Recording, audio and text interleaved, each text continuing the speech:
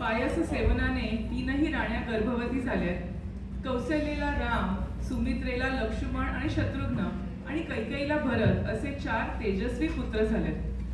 प्रत्यक्ष रामांचा जन्म झाला तेव्हा सृष्टीवरील वातावरण कसं असेल? गदिमांना महाकवी का म्हणायचं याचा प्रत्यय गीत रामायण ऐकताना आपल्याला येतो.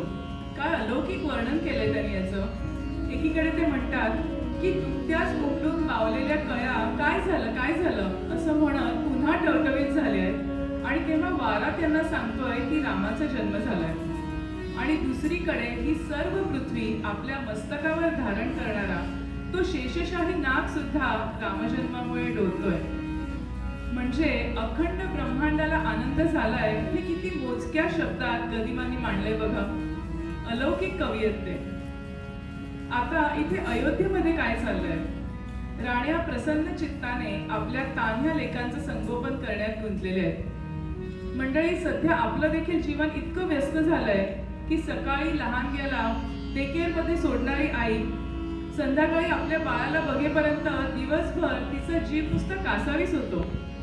इथे तर साक्षात प्रभूंचा जन्म झालाय घरांमध्ये. तर कौशल्याची काय अवस्था झाली असेल?